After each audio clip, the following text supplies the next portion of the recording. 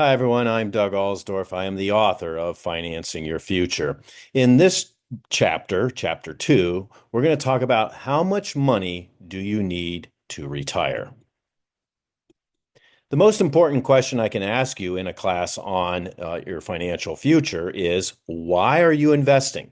In this chapter, I'm going to try to convince you that you should be investing for your retirement. This is incredibly important. So let's ask a couple of questions about that. How much money do you think you'll need to have invested when you retire? For many of you, I'm thinking your retirement is going to be in about 30 to 40 years from now. In other words, this book and these videos are largely designed for 20 and 30-year-olds, although really anyone can benefit from them. So how much money do you think you're going to need to have invested?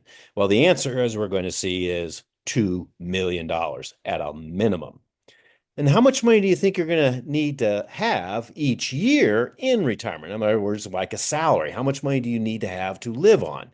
You're going to need over $100,000 per year when you retire 3 to 4 decades from now.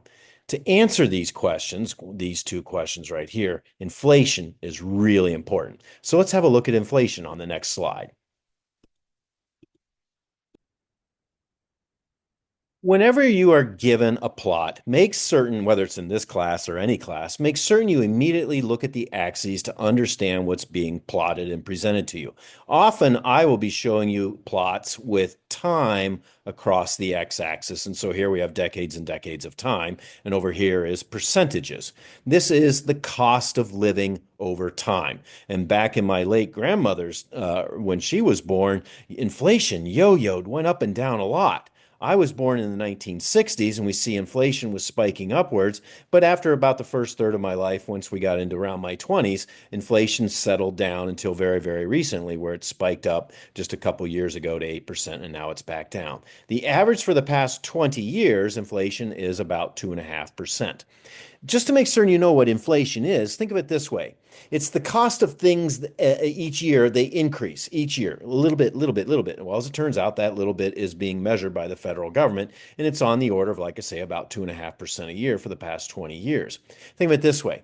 Your Starbucks today costs what, about $5? About 20 years ago, it cost about half that at 2.50. And maybe even 30 years ago, it was maybe a dollar, dollar and a quarter. So the cost of things has an increment to them. Well, we can apply that also to things like your salary. Now, this will not necessarily be what your salary would actually be 40 years from now. It's what your purchasing power would be for that.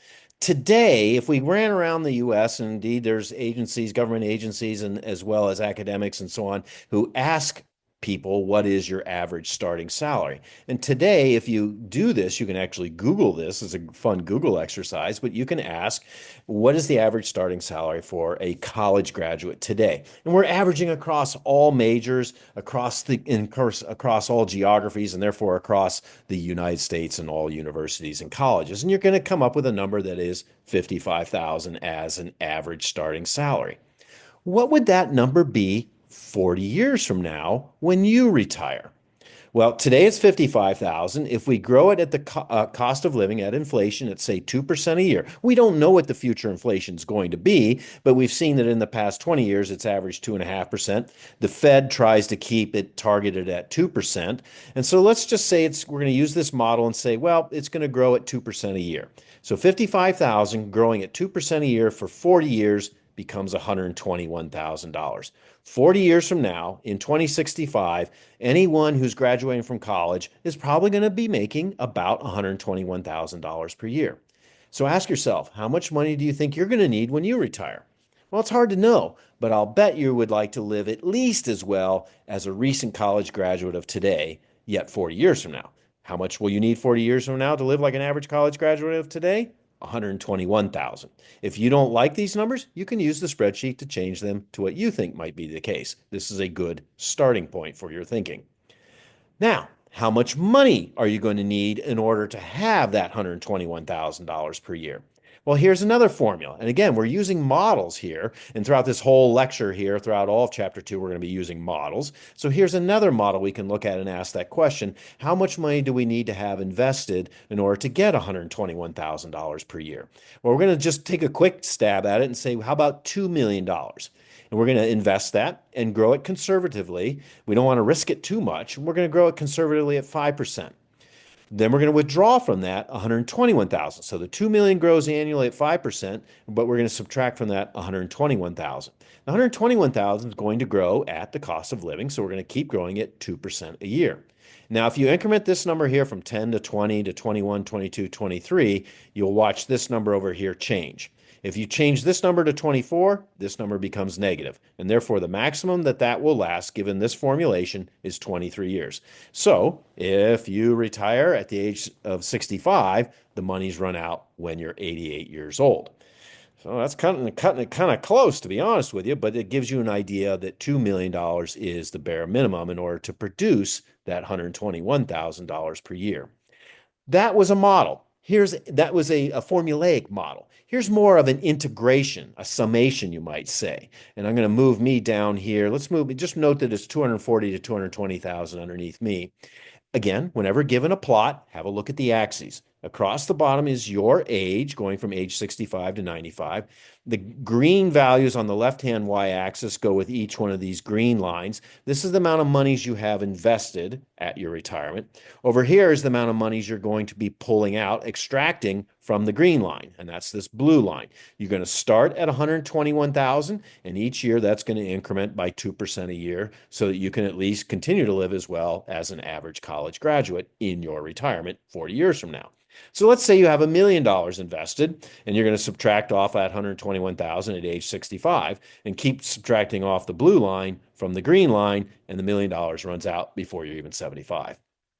That may be shocking. It is to me, at least. I thought $1 million is a lot of money, but think about it this way. If you have $1 million and you subtract exactly 100,000 each year, it lasts 10 years. So that's not good. About $2 million. Here you can get, again, each one of these green lines grows at 5% a year. So even though it's growing at 5% a year, we're subtracting off a lot of money such that that green line finally curves over right about that age of 88 or so. Now, I think what would happen in this case is as this person gets older, maybe here in their early 80s, they would see their investments dip down to $1 million and they might start spending less and less. And indeed, as they grow older, they may not travel, may not have as many expenses. So this blue line might begin to flatten out, and therefore they might be able to have this green line extend a little bit. In other words, $2 million is the minimum. Here's $3 million, and we see that last throughout all 30 years of this person's retirement. But again, they're just living like an average college graduate. So $2 million is the minimum. So 40 years from now in your retirement, you're going to need that in order to live like an average college graduate. It's a lot of money. 2 million's a lot. 3 million's a lot. Throughout the book, I'm going to show you how to achieve that retirement goal using budgeting and investing, not speculating. We're not going to be gambling. We're not going to get into wacky things like, Bitcoin and other sorts of internet things that you suddenly found and thought, oh, I should go out and buy this random stock. We're not going to do that. We're going to be investors, and we're going to buy and hold for 30 years. So that's chapter 2. Let's move into chapter 3 on the next video.